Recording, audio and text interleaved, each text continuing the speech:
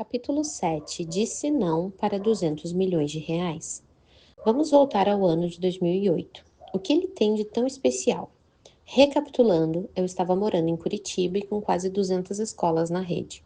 O crescimento da companhia estava acelerado e o Brasil dava sinais de robustez em sua economia, atraindo investimentos internacionais.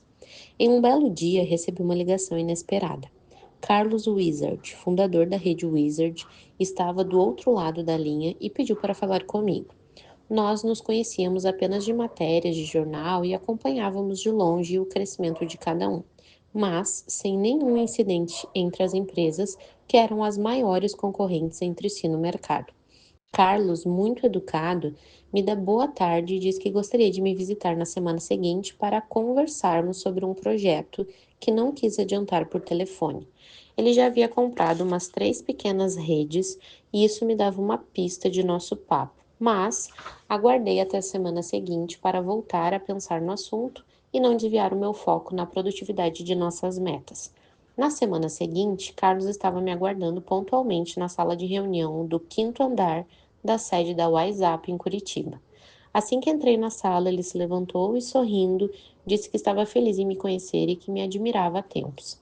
Retribuí a mesma gentileza e, depois de elogiar o prédio que tínhamos inaugurado há pouco tempo, o papo ficou reto e ele foi direto ao assunto. Ele então me disse com um tom bem calmo e didático, típico de um empresário que jamais deixou seu DNA de professor.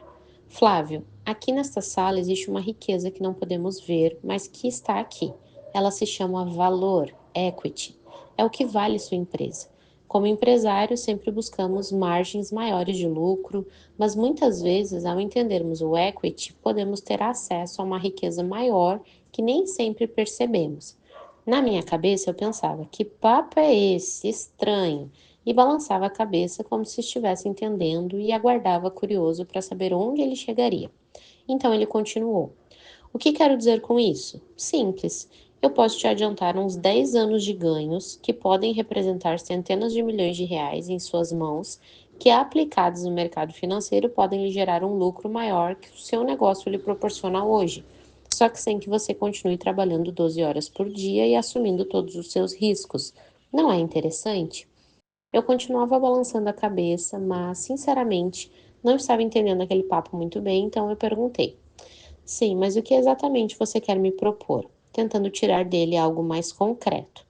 Na verdade, ele estava me dando uma aula que na hora não captei muito bem, mas foi o gatilho para que eu tivesse a compreensão profunda e prática de que precisava naquele momento sobre o que era essa tal riqueza que estava no ar e que ele se referia, o equity.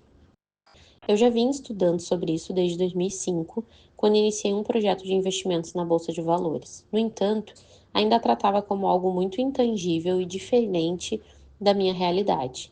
Naquele dia, fui surpreendido com o equity batendo à minha porta. Por mais que eu continuasse tentando arrancar dele algo mais concreto, o papo não saiu do conceito. Ele me disse que se eu tivesse interesse em continuar a conversa sobre essa riqueza e sobre a proposta de centenas de milhões de reais que ele me falava, eu deveria marcar uma reunião com Charles, seu filho, para que ele formulasse uma proposta. Disse a ele que estava disposto a continuar a conversa sim. Claro, depois disso, mergulhei em minhas pesquisas e em reuniões com contatos de meu relacionamento para aprender, agora de forma prática, mais sobre essa tal riqueza, o equity, e refletir se ali realmente existiria alguma oportunidade para o meu projeto. De repente, as ações que eu negociava não eram mais da Bovespa, mas as ações da minha companhia, que havia fundado com 20 mil reais do meu cheque especial. Era isso que estava acontecendo bem debaixo do meu nariz. A reunião com o Charles foi marcada para 3 semanas depois, pois ele estava fora do país. Foi o tempo que precisava para fazer minha lição de casa. Na verdade, fiquei encantado com o que eu estava explorando. Tudo me parecia fascinante, ao me dar conta do que eu poderia ter acesso a uma enorme liquidez, fosse naquele momento ou num momento futuro que considerasse conveniente ou estratégico. Em outras palavras, existia um outro negócio dentro daquele mesmo negócio no qual eu já trabalhava há 13 anos e que me parecia ser muito maior. Interessantíssimo! Finalmente chegou o dia da reunião. Pontualmente, o Charles estava na sala de reunião do quinto andar me aguardando. Ao chegar, vi um jovem de 20 e tantos anos que usava um linguajar diferente, técnico e cheio de termos em inglês para se referir aos indicadores da empresa. Com ele, fui direto ao ponto. Charles, vamos direto ao ponto. O que você quer? Foi a primeira vez que ele me chamou de Flavião e até hoje é assim que ele me chama. Então ele disse: Flavião, temos um banco que está fechando uma sociedade com a minha família e teremos caixa para fazer uma oferta para você vender ao WhatsApp. A depender de seus resultados, posso te fazer um cheque de até 200 milhões de reais agora mesmo. Bem, foi a primeira vez que eu o chamei de Charlão, no mesmo jeito que o chamo até hoje. Charlão, a WhatsApp não está à venda. Fui curto e direto. Charles já era uma águia e já dava indícios do grande investidor que se tornaria. Ele continuou o papo na maciota e me pediu para conhecer os nossos números. Apesar de ter sido categórico, disse que a empresa não estava à venda e estava muito curioso para saber onde tudo aquilo ia parar.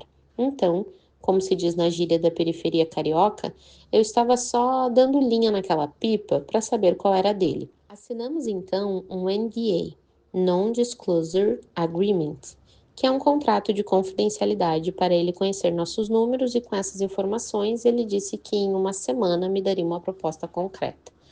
Nos despedimos e eu apaguei o assunto da cabeça porque não queria perder meu foco e prejudicar a produtividade na busca de nossas metas do ano. Na semana seguinte, recebi o e-mail do Charles com uma proposta. 200 milhões de reais pela empresa pagos à vista. Lembremos, o ano era 2008 e eu tinha 36 anos de idade.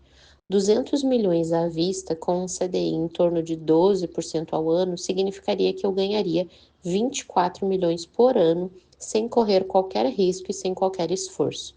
Respondi a ele que lhe daria uma resposta em um mês e já deixei marcada a reunião com ele em São Paulo em um almoço. Bem, esse foi um dos mais longos meses de minha vida. Não consegui mais separar os canais porque só em abrir as possibilidades para analisar a proposta eu já sairia da frequência mental necessária para produzir. Isso é bastante perigoso e muitos empresários derrapam na pista quando se deparam com uma situação dessas. É como se alguém cheio de planos recebesse a notícia de que tem uma doença e o médico dissesse que ele terá apenas um mês de vida. Imagine, essa hipótese nada mais é tão urgente e a ordem das prioridades de quem recebe esse tipo de sentença ou diagnóstico muda completamente. Quando percebi isso, chamei meus principais executivos, abri a situação e, depois de recuperados, eles ficaram 100% focados na performance e eu me ausentei da operação por esses 30 dias. Apenas acompanhava os resultados e dava orientações sem grandes envolvimentos. Eu precisava me afastar para não contaminar a operação com um turbilhão de ideias que passavam pela minha cabeça. A questão era vender ou não vender a empresa naquele momento. Era a primeira vez que eu pensava no assunto, que ainda tinha muito tabu e mais apego do que imaginava. Foi um processo doloroso e tenso, pois eu queria ter a convicção absoluta de qual direção seguir e sabia que se eu errasse, me arrependeria depois. Então, tinha um mês para pensar e eu não poderia errar. Para ajudar, no meio desses 30 dias aconteceu um fato para apimentar ainda mais aquele momento. Para vocês terem ideia do quanto aqueles 200 milhões representavam para mim, cerca de 125 milhões de dólares, o total de recursos líquidos acumulados em nossa pessoa física, que eu tinha naquele momento, era de 15 milhões de reais. Na época, cerca de 9,8 milhões de dólares. Todo esse capital estava alocado em operações na Bolsa de Valores, onde gostava muito de trabalhar com derivativos cobertos com papéis de grande liquidez, em alguns casos alavancados a termo. Ignorem os termos técnicos. O que interessa nessa história é o seguinte: faltando uma semana para tomar a decisão final, se eu venderia ou não, tirei uma semana de férias com a família num resort em Porto de Galinhas. Aproveitaria para descansar e debater com a Luciana sobre a nossa decisão final. Logo no segundo dia, estourou a crise de 2008 nos Estados Unidos, com o fechamento da Lehman Brothers. Eu estava alavancando 5 vezes mais, ou seja, qualquer lucro ganharia 5 vezes mais, ou teria 5 vezes mais prejuízo se nada desse certo. O cenário estava perfeito para ganhar mais de 2 milhões de dólares só naquele mês com aquela posição. Mas, como sempre digo, estabilidade não existe. Perdi 80% de tudo que havia acumulado até aquele momento. As férias estavam escorrendo pelos dedos e meu estresse agora também acontecia, porque o mercado financeiro global desabou comigo dentro, alavancando 5 vezes. Eu olhava para Luciana e dava risada. Dizia para ela: Como você se sente sabendo que perdeu 12 milhões de reais hoje? Ela, sempre calma, me dizia: Quantas pessoas no mundo podem dizer isso? Parabéns. E dávamos risada. Isso ainda complicava a nossa situação com relação à decisão que tínhamos que tomar até a semana seguinte. Vendemos ou não vendemos? Pegamos 200 milhões na mão ou não? No meio do impasse, vários pensamentos passavam pela minha cabeça. Um deles era que, ao saber que a Wizard havia se associado a um grande grupo internacional, pensei: já era, nunca mais pego esses caras. Com essa constatação, eu me perguntava se valeria a pena continuar nesse setor para ser o segundo lugar, porque com tanto capital eles não teriam limites. Pensava enquanto oscilava entre vender ou não vender. No outro instante, eu pensava: preciso aprender mais sobre equity. Quem disse que não podemos jogar o mesmo jogo? Talvez possamos crescer ainda mais e este não é o melhor momento para vender. O tempo passava rapidamente e a ansiedade não parava de aumentar. A essa altura, a angústia já era grande. Procurei 5 amigos, de diferentes formações, mas todos muito importantes para mim. Dos 5, todos eram a favor de que eu vendesse e aceitasse os 200 milhões. Um dia antes tomamos a decisão. Eu e Luciana conversamos sobre o que estava dentro de nós. Algo nos dizia que não era a hora e que, por mais atrativo que fosse, poderíamos aprender mais sobre o jogo do equity e, quem sabe, até fazer aquisições e competir de igual para igual com o Carlos e o Charles. Parecia uma loucura ir contra a opinião de nossos 5 conselheiros, mas decidimos não vender. Chegou o dia da reunião. Marcamos no restaurante de um hotel 5 estrelas em São Paulo, onde eu estava hospedado. Charles atrasou por causa do trânsito, me ligou avisando e os 20 minutos que levou para chegar não me deixaram mais ansioso, porque estava decidido com a mais absoluta convicção. Ele chegou e logo entramos no assunto. Quando disse a ele que não venderia, ele arregalou os olhos. Não esperava por isso. 200 milhões em dinheiro vivo para um moleque da periferia que andava de ônibus e começou um negócio 13 anos antes com cheque especial não eram para ser recusados assim, dessa maneira. Mas foi o que aconteceu. Disse a ele que eu ainda tinha muito a realizar e que em breve eu poderia comprar a Wizard, ele que não duvidasse. Falei em tom de brincadeira, mas com aquele fundo de verdade. Charles nem almoçou. Preferiu sair sem comer. Eu almocei com um sabor diferente. Tinha acabado de perder 80% do meu dinheiro na bolsa, mas ao dizer não para 200 milhões, eu me senti valorizado e determinado a fazer aquela decisão ousada valer a pena. Encerrado? Não, estava só começando. Não sei o que aconteceu, mas daquele momento em diante abriu a porteira e comecei a ser visitado por vários fundos de investimento. Eu me lembro agora, assim, de cabeça, de uns 5 que nos assediavam. Para 2 deles, fundos americanos, dei linha na pipa para ver onde eles chegariam, até que fizessem a proposta. Entre 2009 e 2011, recebi mais de 4 propostas cada vez maiores, 2 delas do Carlos e do Charles. Todo fim de ano, o Charles marcava um almoço e aumentava o lance. Em 2010, a proposta dele foi de 500 milhões de reais. A resposta foi não, de novo, e dessa vez sem muito drama. Eu já estava aprendendo como tudo aquilo funcionava. Era um novo jogo e uma nova perspectiva. Até que, em 2010, assinei um NDA com um grande fundo americano. A proposta deles avaliava a nossa empresa em 700 milhões e eles queriam comprar apenas 30%, ou seja, eu receberia apenas 2 anos depois da fatídica proposta, feita em meio a uma enorme perda de dinheiro da bolsa, 210 milhões para vender apenas 30% da minha empresa e ainda me manter no controle. Eu já estava abusado. Perguntava para o fundo o que eu ganharia tendo-os como sócios. Eu tinha mais de 100 milhões em caixa na empresa, que crescia 50% ao ano àquela altura. Então, perguntava por que deveria aceitar a proposta deles. O presidente desse fundo e seu executivo foram pessoas com quem me identifiquei muito. Gostei deles, aliás, eles me conquistaram e eu decidi seguir adiante.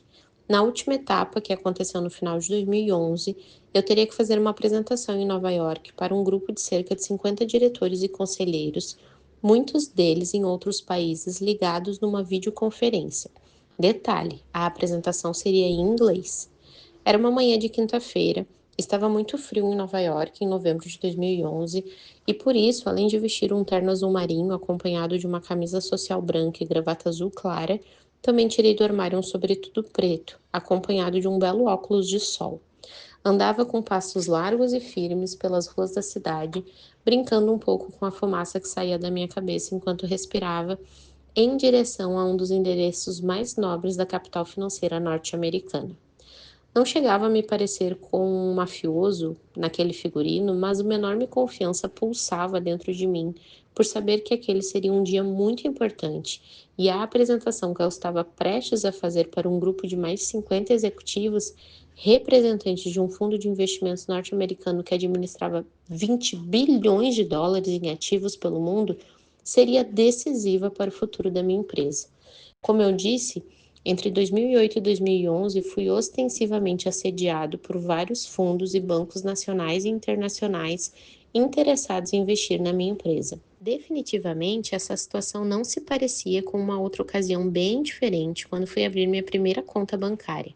Nunca me esqueço de que o gerente não queria sequer me dar um talão de cheques, usando aquele discurso clichê de que iria avaliar meu perfil durante a minha movimentação financeira nos primeiros meses de correntista. Dessa vez, eu é que estava avaliando quem estaria dentro do perfil que eu idealizava para ser um dos meus sócios. Se não fossem aqueles investidores, seriam os meus concorrentes, que insistiam em marcar uma reunião, ou então não seria ninguém. A essa altura, não precisávamos do dinheiro deles, pois a empresa era uma forte geradora de caixa.